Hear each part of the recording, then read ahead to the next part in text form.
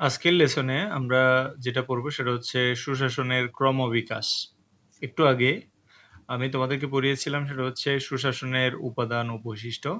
এখন যেটা পড়াবো সেটা হচ্ছে তোমাদের সুশাসনের ক্রমবিকাশ। অর্থাৎ সুশাসনের বিষয়ে যে আমরা বললাম যে ওয়ার্ল্ড ব্যাংক আলোচনা করেছে এবং ওয়ার্ল্ড ব্যাংক কিভাবে বিষয়বস্তুগুলো তুলে ধরেছে সে বিষয়গুলো আমরা এই লেসনে জানবো।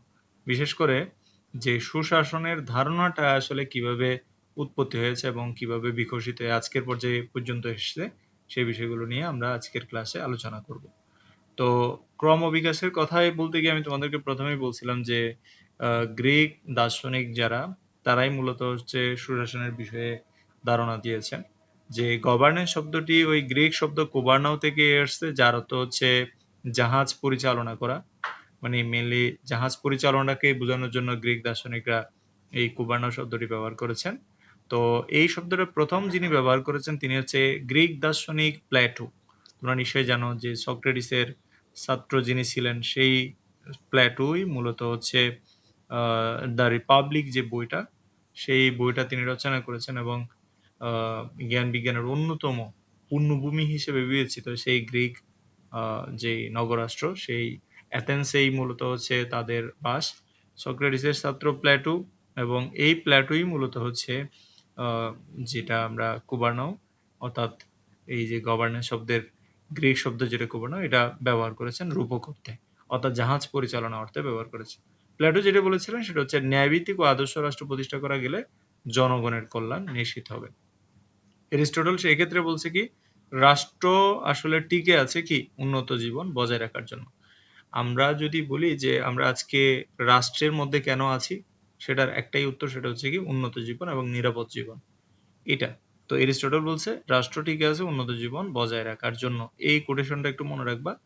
এর বাইরে আর এই শব্দটা কে প্রথম ব্যবহার করেছে এটা যদি প্রশ্ন খুব কঠিন করে সেক্ষেত্রে এটা আসতে পারে, অন্যথায় এটা আসবে যে কুবার্নাও শব্দের অর্থ কি। তো এরিস্টটল যেটা করেছে সেটা হচ্ছে সরকারের ক্ষেত্রে তিনি দুই ভাগে ভাগ করেছেন। সেটা একটা নাম দিছে হচ্ছে বিশুদ্ধ সরকার আর একটা বিকৃত সরকার। এটা তোমরা সবাই জানো যে একটা স্বাভাবিক আর একটা বিকৃত। এটা তোমরা সরকারের সপ্তম অধ্যায় যখন আমরা পড়বো তখন আমরা জানবো যে সরকারকে তিনি দুই ভাগে ভাগ করেছিলেন। আচ্ছা, এরপরে আমরা এটা এটা এখানে সংবিধান হয়ে গেছে লেখাটা, এটা সরকার হবে, ঠিক আছে, এটা সরি, এটা সংবিধান হয়ে গেছে, এটা সরকার হবে। এই জায়গা থেকে সরকার হবে, ঠিক আছে, এটা বিশুদ্ধ সরকার আর হচ্ছে বিকৃত সরকার। আচ্ছা, এরা এখানে আসি আমরা ভারতীয় দার্শনিকদের মধ্যে। আমি একটু আগেই যে তোমাদেরকে কৌটিল্যের কথা বলেছিলাম, যার আসল নাম হচ্ছে চাণক্য। মৌর্য যুগের সেই বিখ্যাত কূটনৈতিক এবং মৌর্য যুগের মৌর্যদের প্রধানমন্ত্রী কৌটিল্য তার আত্মশাস্ত্র বইয়ের মধ্যেই মূলত হচ্ছে যে আইনের শাসনের কথা বলেছে, দুর্নীতিমুক্ত এবং জনবান্ধব প্রশাসনের কথা বলেছে, ন্যায় এবং ন্যায্য সিদ্ধান্ত গ্রহণের কথা বলেছে। ভারতীয় চিন্তাবিদদের মধ্যে কৌটিল্য অর্থশাস্ত্রের বিষয়ে আজকে থেকে মানে অর্থশাস্ত্রের বইয়ের মধ্যে আজকে থেকে প্রায় ২০০০ বছর আগে এই যে আইনের শাসনের কথা, দুর্নীতিমুক্ত ও জনবান্ধব প্রশাসনের কথা এবং ন্যায্য সিদ্ধান্ত গ্রহণের কথা বলেছে।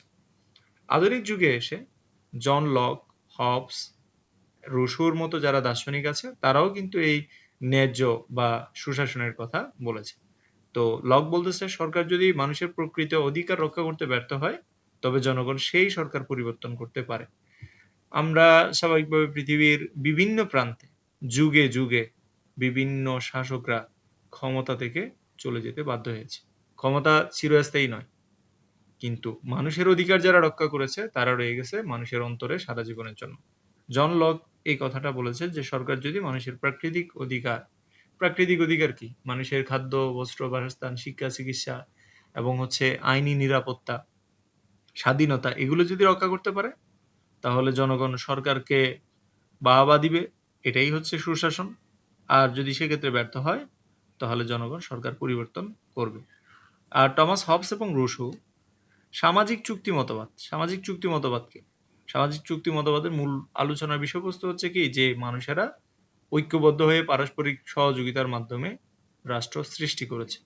সেই মতবাদের মধ্যেও বলছে কি যে মানুষেরা যে ঐক্যবদ্ধ হয়ে চুক্তিভিত্তিক মানে পরস্পরের সহযোগিতার নিমিত্তে যে একত্রিত হয়েছে, সেক্ষেত্রে যদি কোনো কারণে যদি সেখানে সুশাসন প্রতিষ্ঠা না হয় তাও কিন্তু মানে সামাজিক চুক্তির যে একটা ভিত্তি সেটা নড়বড় হয়ে যাবে। অর্থাৎ মানুষ যেটা চায় সেটা হচ্ছে কি যে উন্নত জীবন এবং মানুষেরা চায় যে পারস্পরিক সহযোগিতা এবং সুশাসন প্রতিষ্ঠা হলেই একমাত্র সেটা সম্ভব।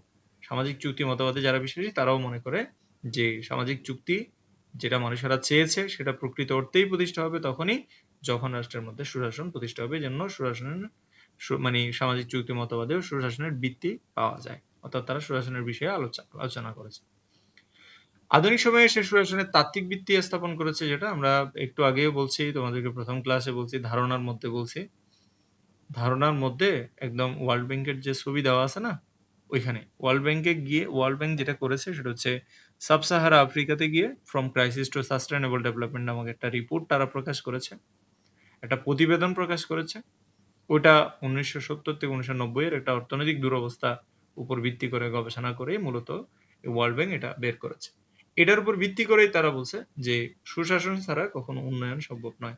তাহলে যদি পরীক্ষায় আসে যে কখন উন্নয়ন সম্ভব নয়, সুশাসন ছাড়া উন্নয়ন সম্ভব নয়।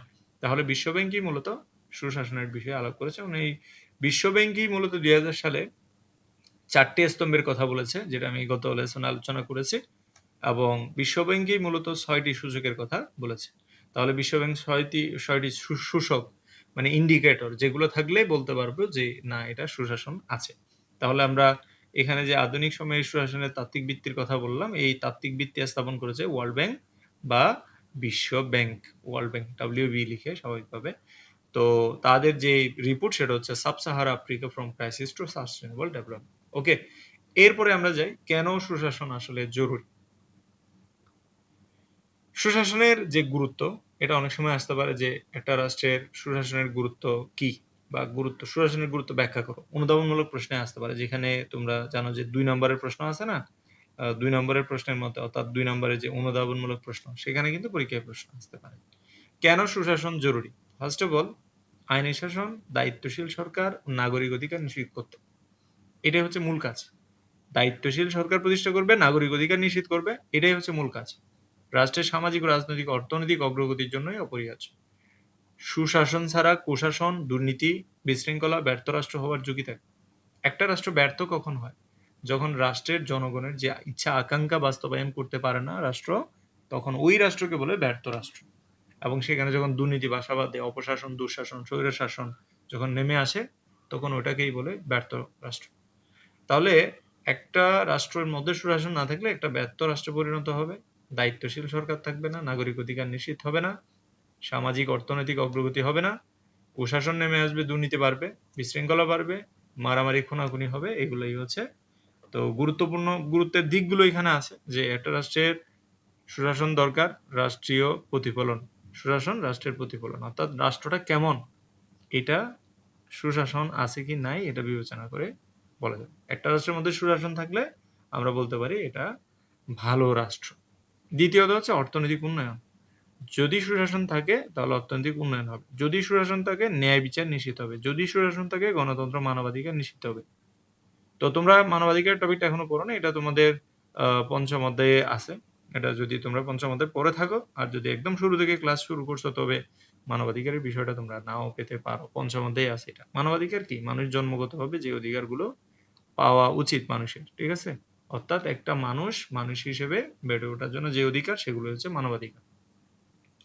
তাহলে এই যে গণতন্ত্র ও মানবাধিকার নিশ্চিত হবে যদি সুশাসন থাকে, কারণ সুশাসন থাকা মানেই হচ্ছে আইনের শাসন থাকবে, জবাবদিহিতা থাকবে, স্বচ্ছতা থাকবে, হ্যাঁ? এগুলো থাকবে। এবং আরেকটা হচ্ছে সব ক্ষেত্রে উন্নয়ন, সর্বক্ষেত্রে উন্নয়ন। যে শোষণমুক্ত সমাজের প্রতিটা স্তরে, স্তরে উন্নয়ন হবে এবং আমি একটু আগেই তোমাদেরকে যে সুশাসনের বৈশিষ্ট্য বা হচ্ছে উপাদান পড়িয়েছিলাম সেখানে কিন্তু বলাই ছিল যে প্রত্যেকটা ক্ষমতা বিকেন্দ্রীকরণ হবে। জন অংশগ্রহণ বাড়তে হবে। দুর্নীতি নিয়ন্ত্রণ করতে হবে। মানে সুশাসন থাকলে এগুলো জন অংশগ্রহণ বাড়বে, দুর্নীতি কমবে, আন্তর্জাতিক স্বীকৃতি বাড়বে। অর্থাৎ পৃথিবীর বিভিন্ন দেশ, বাংলাদেশ সহ বা যেই দেশের মধ্যে সুশাসন আছে সেগুলোকে বলবে যে না এটা খুবই চমৎকার দেশ, এটাতে কোনো দুর্নীতি নাই, বিশৃঙ্খলা নাই, স্বজনপ্রীতি নাই, সেখানে তোমার প্রশ্ন আউট হয় না, সেখানে সবকিছুর জবাবদিহিতা আছে, আমলারা নিজেদেরকে প্রভু মনে করে না। তখন বিভিন্ন দেশ সহযোগিতা দিবে উন্নয়নের জন্য বিভিন্ন ধরনের ইনফ্রাস্ট্রাকচার ও অবকাঠামো উন্নয়নের জন্য বিভিন্ন ধরনের লোন দিবে সহজ শর্তে। কারণ কখনো কখনো যারা দাতা মানে কি ডোনার, যারা ডোনার আছে তারা অনেক সময় ভয় পায় যে এই দেশে আমি লোন দিব বা টাকা দিব, ওই টাকাটা আমাকে ব্যাক দিবে কিনা। যেমন ধরো তুমি যদি ব্যাংকে গিয়ে বলো যে আমার 1 কোটি টাকা লোন লাগবে, তখন তোমাকে দিবে না, বলবে যে আপনি কে। কিন্তু যদি বাংলাদেশের একজন প্রতিযশা একজন ব্যবসায়ী বা বড় ব্যবসায়ী যদি যায়, যখন বলে যে আমার এত বড় একটা ব্যবসা আছে যেটার মূল্য হচ্ছে 10 কোটি টাকা, তাহলে আমার এই মুহূর্তে 1 কোটি টাকা লোন দরকার, তখন কিন্তু তোমাকে দিবে। তো আন্তর্জাতিকভাবেও সেরকম, যে একটা দেশ এটা সুশাসন আছে কিনা সেটার উপর ভিত্তি করে দাতা এবং উন্নয়ন সহযোগী সংস্থাগুলো বিভিন্নভাবে সহযোগিতা দিয়ে থাকে। আরটা হচ্ছে কুশাসনের ক্ষতি প্রতিরোধ করা যায়, অর্থাৎ খারাপ শাসন অর্থাৎ সুশাসন যদি থাকে তাহলে যারা খারাপ শাসক আছে এটাও কিন্তু অনেক সময় প্রতিরোধ করা যায়, এটাও মোকাবেলা করা যায়।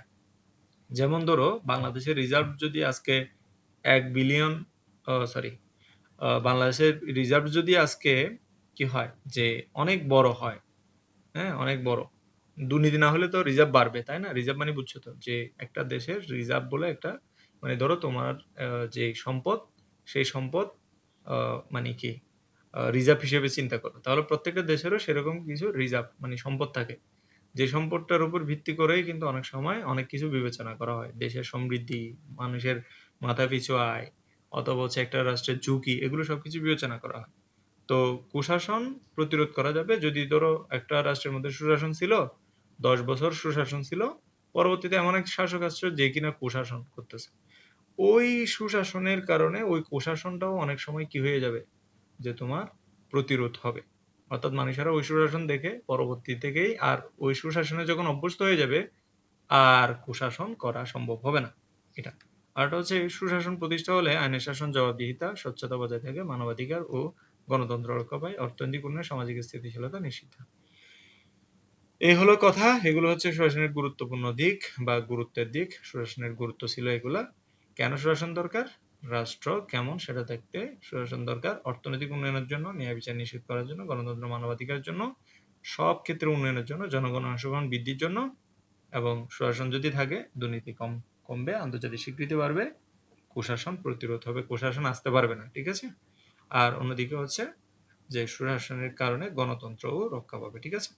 এরপরে আমরা যেটা নিয়ে আলোচনা করবো সেটা হচ্ছে আমাদের দেশের সুশাসনের প্রতিবন্ধকতাগুলো কি।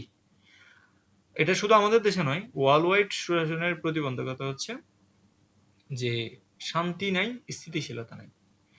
পৃথিবীর বিভিন্ন প্রান্তে দেখবা যে যুদ্ধ, দাঙ্গা, সন্ত্রাস, ধর্মীয় উগ্রবাদ, এগুলোর কারণে জীবনের নিরাপত্তা নেই, হুমকির মুখে পড়ে গেছে জীবন। দারিদ্রতা, আমাদের দেশের মতো দেশগুলোতে যে সুশাসনের সবচেয়ে বড় বাধা হচ্ছে দারিদ্রতা। টাকা নাই, গরিব লোকজন, অশিক্ষিত মানুষজন, এবং তারা রাজনৈতিকভাবে সচেতন না। এই কারণেই মূলত হচ্ছে সুশাসন বাধাগ্রস্ত হয়। অর্থাৎ দুর্নীতি যে হচ্ছে সেটাই এরা জানে না, কারণ এরা দারিদ্র, অন্যদিকে একদিকে হচ্ছে দারিদ্র, অন্যদিকে হচ্ছে গরিব, অশিক্ষিত, ঠিক আছে? তাহলে এই কারণেই মূলত তারা দুর্নীতি যে হচ্ছে সেটাই জানে না, কারণ সারাদিন সেই কাজে ব্যস্ত থাকে, রাষ্ট্রের বিষয়ে সেই খোঁজখবর নিতে পারে না, কারণ একদিকে দারিদ্র হওয়ার কারণে, অন্যদিকে হচ্ছে অশিক্ষিত হওয়ার কারণে। এই যে লিমিটেশনস, এই যে সীমাবদ্ধতা, এটা আমাদের দেশে আছে এবং পৃথিবীর অনেক দেশে এরকম ব্যাপারগুলো আছে, ঠিক আছে? এরপরে আছে কি, এরপরে আছে হচ্ছে ক্ষমতার ভারসাম্যহীনতা। যে সরকারের যে 3টা বিভাগ আছে, আমরা তো জানি সরকারের কয়টা বিভাগ থাকে। স্বভাবতই সরকারের 3টা বিভাগ থাকে। একটার নাম হচ্ছে আইন বিভাগ, আর একটা শাসন বিভাগ, আর একটা হচ্ছে কি বিচার বিভাগ। তাহলে এই 3টা বিভাগের মধ্যে ভারসাম্য থাকা লাগে। আইন, শাসন এবং কি বিচার, এই 3টা বিভাগের মধ্যে কি থাকা লাগে? ভারসাম্য থাকা লাগে। যদি আইন, শাসন এবং বিচার বিভাগের মধ্যে ভারসাম্য না থাকে, সেক্ষেত্রে যেটা হবে সেটা হচ্ছে দুর্নীতি বাড়বে, এবং একইভাবে তোমার দেশের মধ্যে বিশৃঙ্খলা দেখা দিবে। এবং প্রত্যেকটা প্রশাসনের মধ্যে ভারসাম্য থাকা লাগে। যেমন ধরো একটা উপজেলার কথা বলো, ধরো একটা উপজেলা, এই উপজেলার মধ্যে পুলিশ বাহিনী আছে, আনসার আছে, বিডিবি আছে, তারপরে হচ্ছে আরো অন্যান্য বাহিনী আছে, বিজিবি আছে, হ্যাঁ অনেক বাহিনী থাকতে পারে। প্রশাসনের ইউনো আছে, ইউনিয়ন পরিষদের সচিব আছে, এদের মধ্যে সমন্বয় থাকতে হবে, পারস্পরিক ভারসাম্য থাকতে হবে, সহযোগিতা থাকতে হবে। এটা যদি না থাকে, শুধু যদি পুলিশ বাহিনী সব ক্ষমতা কর্তৃত্ব পেয়ে যায়, অথবা শুধু রাজনৈতিক দলের একটা অংশ যদি সব ক্ষমতা ও কর্তৃত্ব পেয়ে যায়, তাহলে তো এটা সমস্যা। এক্ষেত্রে ক্ষমতার ভারসাম্যহীনতা রোধ করতে হবে। আরেকটা হচ্ছে আমাদের দেশে আরেকটা যেটা, সেটা হচ্ছে আমলাদের দুর্বলতা। এরা দীর্ঘসূত্রিতা মানে কাজ আটকে থাকা। ধরো একটা কাজ দিল ১০ দিনের কাজ, হয়ে গেছে ১০ মাস। এরকম হলে হবে না। স্বচ্ছতার অভাব আছে আমাদের দেশে। ধীরগতির অকার্যকর ধীরগতিও অকার্যকর করে। অর্থাৎ সরকারের যে কাজ, সেগুলো আমলাতন্ত্রের দুর্বলতার কারণে। আমলারা অনেক সময় ভালো, দক্ষ না, দুর্বল, অনেক সময় দুর্নীতি প্রণয়ন, এগুলো। দুর্নীতি সুশাসনের ক্ষেত্রে আরেকটা প্রতিবন্ধকতা। দুর্নীতি সম্পর্কে জানো তোমরা, নীতিহীন যে কোনো কর্মকাণ্ডে দুর্নীতি। স্বজনপ্রীতিও দুর্নীতি, অতিরিক্ত ফি আদায় করাও দুর্নীতি, ঘুষ নেওয়াও দুর্নীতি, সবকিছু দুর্নীতির মধ্যে পড়ে। ক্ষমতার অপব্যবহারও দুর্নীতি, অন্যায্য, এগুলো সবকিছুই দুর্নীতির মধ্যে পড়ে। দুর্নীতি সুশাসনের ক্ষেত্রে একটা বড় প্রতিবন্ধকতা। অগণতান্ত্রিক রাজনৈতিক ব্যবস্থা, অর্থাৎ জনগণের মতামত নেওয়া হয় না, যে ইচ্ছা মতো শাসন পরিচালনা করা হয়, এগুলো সবই অগণতান্ত্রিক। এই ধরনের হলে সুশাসন বাধাগ্রস্ত হয়। এরপরে আছে কি, আরো যেটা আছে সেটা প্রতিবন্ধকতার মধ্যে, নেতৃত্বের সংকট। ভালো নেতা নাই, দক্ষ, ন্যায়পরায়ণ, গণতান্ত্রিক মূল্যবোধ সম্পন্ন নেতা নাই। নেতারা একটা গালি দিলে নেতা দুইটা দেয়। হ্যাঁ, বক্তব্যের মধ্যে নেতা শুধু অন্যের বিষয়গুলো নিয়েই পড়ে থাকে, তাহলে সেরকম হলে হবে না। তাহলে আরেকটা বিষয় হচ্ছে কি, যে এটার পাশাপাশি আরেকটা বিষয় আছে, সেটা হচ্ছে নাগরিক সচেতনতা। এটার অভাব। নাগরিক অসচেতন। কর্তৃত্বমূলক ক্ষমতা কাঠামো, অর্থাৎ স্বেচ্ছাচারিতার জন্যই গণতান্ত্রিক নীতি অংশগ্রহণ কার্যকর হয় না। যে যে শাসন করতেছে সে ইচ্ছা মতো শাসন করতেছে, মানে যাচ্ছে তাই। এটাকে বলে কর্তৃত্বমূলক শাসন। এটা করা যাবে না। আর একটা হচ্ছে প্রাতিষ্ঠানিকীকরণের অভাব। প্রতিষ্ঠানগুলো কার্যকরভাবে পরিচালিত না হলে টেকসই সুশাসন সম্ভব হয় না। এজন্য প্রাতিষ্ঠানিকীকরণের যথেষ্ট অভাব। প্রতিষ্ঠানগুলো কার্যকরভাবে পরিচালিত না হলে টেকসই সুশাসন মূলত সম্ভব হয় না। আরেকটা হচ্ছে অকার্যকর আইনসভা। আইনসভা আছে, প্রাতিষ্ঠানিকতার অভাব। ব্যাপারটা বুঝছো? মানে প্রতিষ্ঠান আছে কিন্তু কাজে নাই, মানে নামে আছে। ধরো সংসদ আছে, কিন্তু সংসদটা কাজে নাই। এখানে সংসদের কথা চলে না, তারেক রহমানের কথা চলে। তাহলে এটা প্রাতিষ্ঠানিকীকরণের অভাব। অথবা ধরো ইউনিয়ন পরিষদ আছে, কিন্তু ইউনিয়ন পরিষদ চলে না, কার কথা চলে? চেয়ারম্যানের কথা চলে। তো পরিষদ তো পরিষদ, চেয়ারম্যান কি সর্বে সর্বা? না।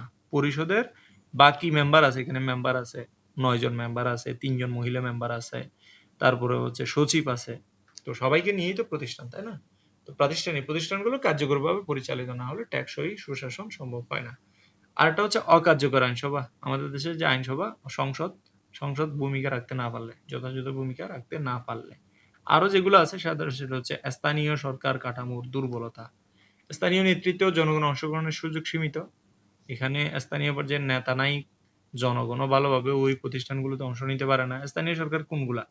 যেমন ধরো ইউএনও, হ্যাঁ, ডিসি, তারপরে হচ্ছে এগুলা। এবং এর পাশাপাশি হচ্ছে তোমার বিভাগীয় কমিশনার, হুম, বিভাগীয় ডিভিশনাল কমিশনার আর কি। এটা ডেপুটি ডেপুটি কমিশনার আর ডিভিশনাল কমিশনার, অর্থাৎ তোমার বিভাগীয় কমিশনার। এরা হচ্ছে যে তোমার স্থানীয় সরকার কাঠামো, এগুলো দুর্বল। বিভাগীয় কমিশনার, ডিসি বা জেলা প্রশাসক, উপজেলা প্রশাসক, হুম, এরা হচ্ছে স্থানীয় সরকারের হেড।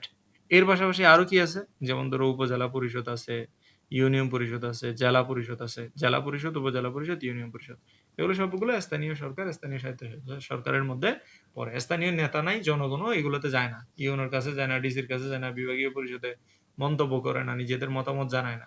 তাহলে এক্ষেত্রে কিছু সীমাবদ্ধতা আছে, স্থানীয় সরকার কাঠামোর দুর্বলতা আছে।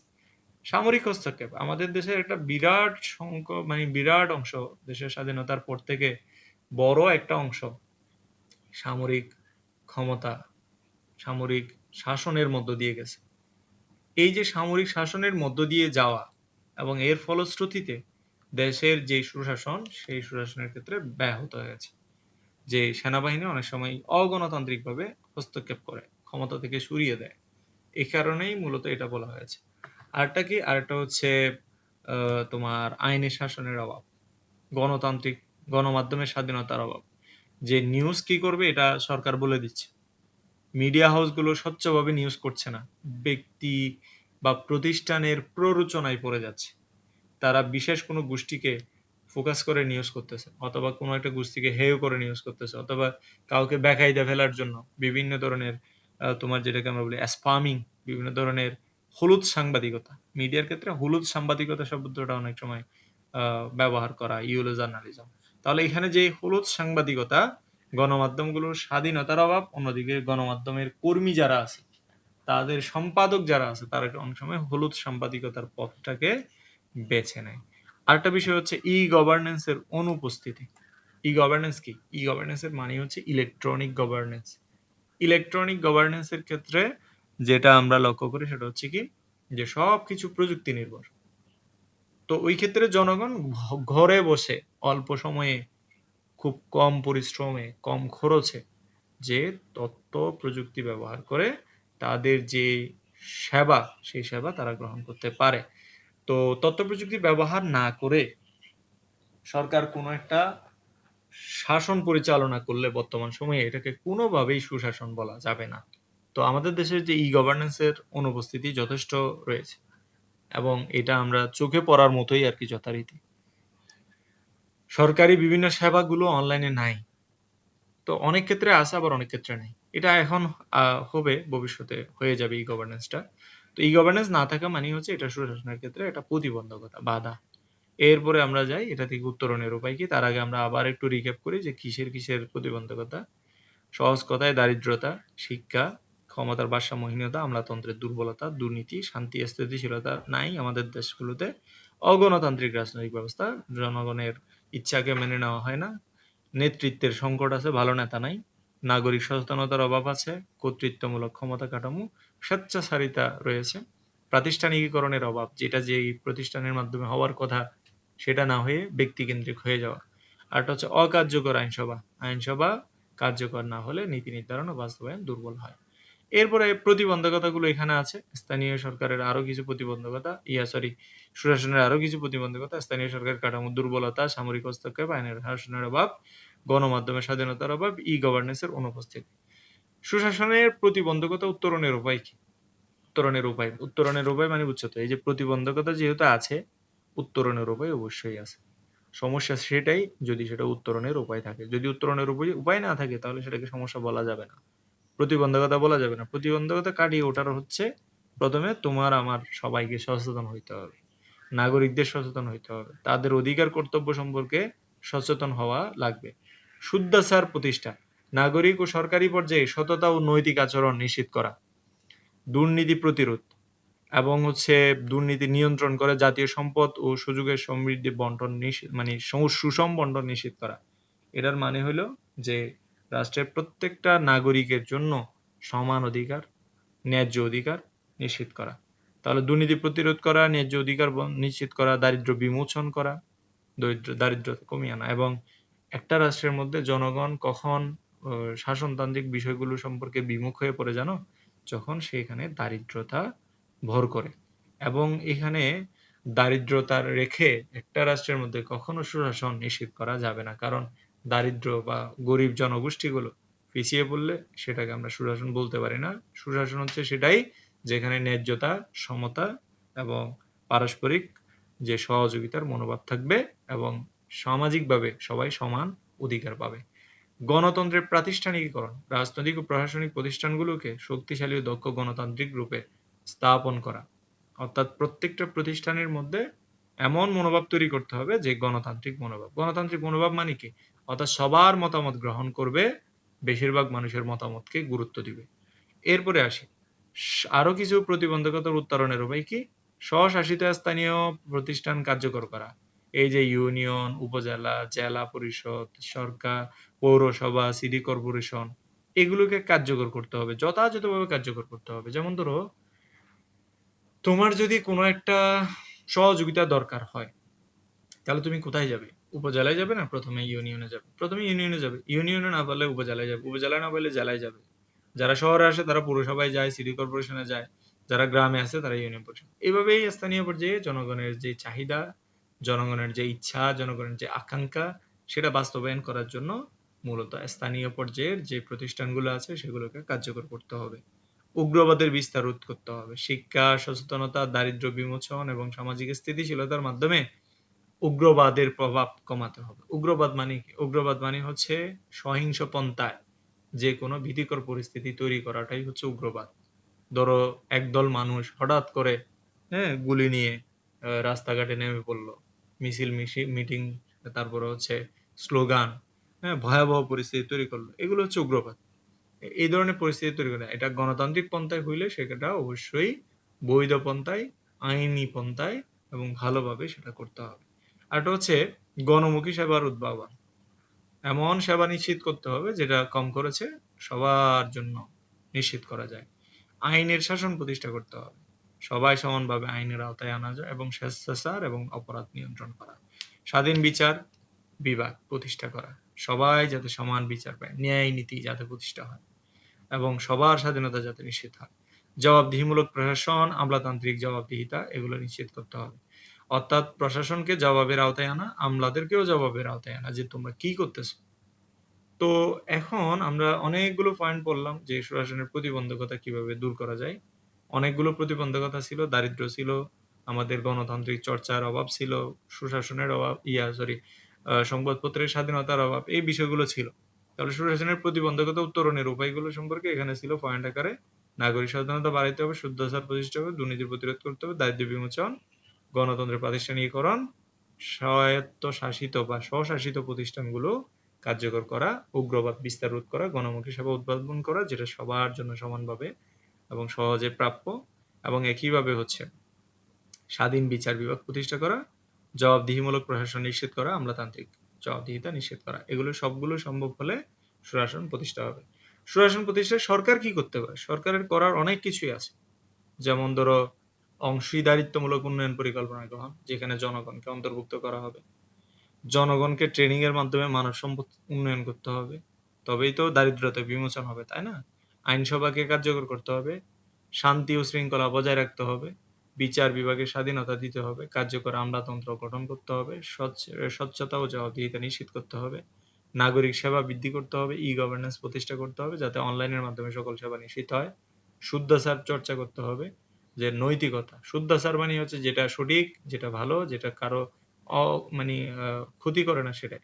গণমাধ্যম ও বাক স্বাধীনতা নিশ্চিত করা, স্বাধীন ও নিরপেক্ষ নির্বাচন কমিশন গঠন করা, আইনের শাসন প্রতিষ্ঠা করা, সিটিজেন চার্টার প্রণয়ন। যে নাগরিকরা, সিটিজেন চার্টার মানে বুঝছো তো? যে নাগরিকরা কি সেবা পাবে, কোথা থেকে পাবে, কত টাকায় পাবে এবং কেন তারা সেখানে যাবে, এ বিষয়ে পূর্ণাঙ্গ একটা রোড ম্যাপ থাকবে।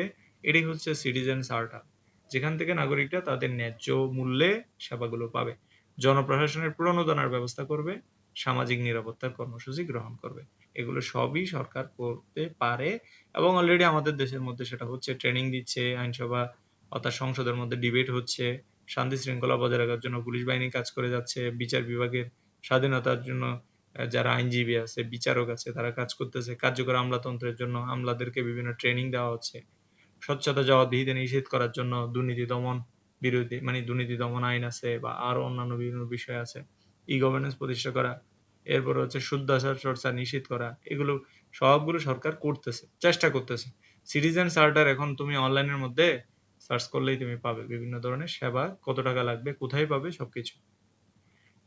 জনপ্রশাসনের প্রণোদনার ব্যবস্থা, সামাজিক নিরাপত্তা কর্মসূচি গ্রহণ, এগুলো সব। জনপ্রশাসনের প্রণোদনার ব্যবস্থা মানে হচ্ছে ওই যে বেতন ভাতা বাড়ানো, সরকারের কর্মচারীরা যাতে হচ্ছে ভালোভাবে কাজ করে এবং জনগণকে যাতে সেবা দেয়, সেই জন্য বেতন ভাতা বাড়ানো, এটার কর্মসূচি গ্রহণ করা। এগুলো সামাজিক নিরাপত্তা কর্মসূচি গ্রহণ, এটাও সরকার করতেছে। যেমন ধরো বিভিন্ন ধরনের কার্ড, এই যে তারেক রহমান বিভিন্ন কার্ড, ফ্যামিলি কার্ড, কৃষক কার্ড, এই যে কার্ড, এগুলো সামাজিক নিরাপত্তার আওতা অংশ। একইভাবে ভাতা, বৃদ্ধ ভাতা, বয়স্ক ভাতা, বিধবা ভাতা, প্রতিবন্ধী ভাতা, হাবিজাবি যে ভাতাগুলো দেয় সেগুলো। আমরা একটা প্রশ্ন প্র্যাকটিস করব। এটা কি করব? একটা প্রশ্ন প্র্যাকটিস করব, কেমন? একটা প্রশ্ন প্র্যাকটিস করব। আমি এখন একটা সৃজনশীল প্রশ্ন তোমাদেরকে দেখাই। সৃজনশীল প্রশ্নটা হচ্ছে এইটা। আচ্ছা, একটু খেয়াল করো। প্রফেসর গোলাম রাব্বানী সম্প্রতি ক রাষ্ট্র সফর করেন?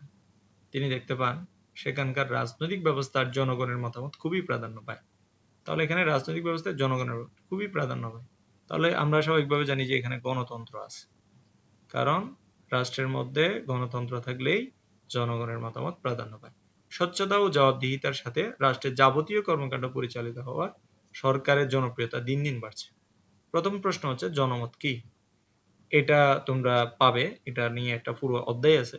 রাজনৈতিক সংস্কৃতি বলতে কি বোঝায়, এটা নিয়েও, এইটা জনমত ও রাজনৈতিক সংস্কৃতি, এটা একটা অধ্যায়। তার মানে দেখো আরেকটা অধ্যায় থেকে প্রশ্ন আসছে, কিন্তু গ আর ঘ কিন্তু এখানে, মানে এই অধ্যায়ের প্রশ্ন দেখো, স্বচ্ছতা ও জবাবদিহিতার সাথে রাষ্ট্রের যাবতীয় কর্মকাণ্ড পরিচালিত হয়ে সরকারের জনপ্রিয়তা দিন দিন বাড়ছে। তার মানে এখানে কি আছে? এখানে সুশাসন আছে। আমরা জানি যে সুশাসনের মানে কি, যেখানে স্বচ্ছতা আছে, জবাবদিহিতা আছে, বৈধতা আছে, আইনি প্রক্রিয়া আছে, জনগণের অংশগ্রহণ আছে, জনগণের মতামত আছে, গণতন্ত্র আছে, সব। তাহলে ক রাষ্ট্রের রাজনৈতিক ব্যবস্থায় কিসের উপর গুরুত্ব আরোপ করা হয়েছে? সুশাসন।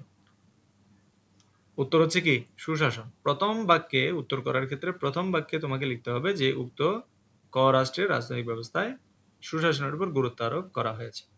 তারপরে কি? উদ্দীপকে বর্ণিত ব্যবস্থায় অর্থনৈতিক উন্নয়নকে ত্বরান্বিত করে। তুমি কি একমত?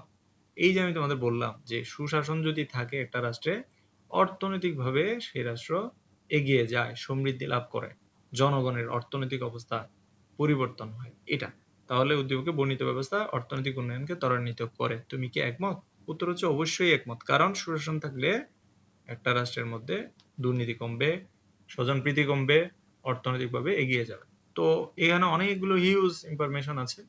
তো আমরা এই অধ্যায়টা পড়লাম। এই অধ্যায়ের মধ্যে যেগুলো গুরুত্বপূর্ণ তার মধ্যে অন্যতম হচ্ছে সুশাসনের ধারণাটা। এটা অবশ্যই ভালো করে পড়তে হবে তোমাদের। সুশাসনের ধারণা বা গভর্নেন্স, ই গভর্নেন্স, এই অংশটুকু ধারণাটা, টপিকটা ভালো করে পড়বা। এরপরে সুশাসনের ধারণা এখানে আছে, উপাদান ও বৈশিষ্ট্যগুলো অবশ্যই পড়তে হবে, না পড়ার সুযোগ নেই, এগুলো অবশ্যই পড়তে হবে, ডিটেলসে পড়তে হবে। এরপরে আসে হচ্ছে তোমাদের ওই যে সুশাসনের ক্রমবিকাশটা তোমরা এমসিকিউ এর জন্য পড়বা। আর সুশাসনের যে প্রতিবন্ধকতা এবং উত্তরণের উপায়, সুশাসনের প্রতিবন্ধকতা এবং উত্তরণের উপায়গুলো তোমরা এখান থেকে পড়বা। তাহলে সৃজনশীল প্রশ্ন সহ আমি তোমাদেরকে দেখালাম। তো তোমাদের যদি এই স্লাইডগুলো দরকার হয়, এই স্লাইডগুলো যদি দরকার হয়, যে আমার চ্যানেলে তোমরা আমার প্রোফাইলে ঢুকলেই দেখবা সেখানে আমার টেলিগ্রাম লিঙ্ক দেওয়া আছে। তো টেলিগ্রামে তোমরা মেসেজ দিতে পারো, এখান থেকেই তোমরা বাকি যে টপিকগুলো, অর্থাৎ আমার যেই টেলিগ্রাম চ্যানেলটা, সরি, ইউটিউব চ্যানেলটা আছে, সেখানে আমার ডিটেলস যেখানে আছে ওইখানে ক্লিক করলে, আমার সম্পর্কে যেখানে লেখা আছে ওইটাতে ক্লিক করলে দেখবো এখানে একটা টেলিগ্রামের কি আছে, লিঙ্ক আছে। ওটাতে ক্লিক করলে যেন ওখানে যুক্ত হয়ে যখন তোমরা দেখবা যে সেখানে অনেকগুলো পিডিএফ দেওয়া আছে, ঠিক আছে? ওইখান থেকেই তোমরা কালেক্ট করতে পারবা। এটা নিয়ে টেনশন করার কোনো কারণ নাই, তোমরা পেয়ে যাবে সবকিছু। এবং তোমাদের জন্য অনেক শুভকামনা। সবাই ভালো থাকবে, সুস্থ থাকবে। আল্লাহ হাফেজ।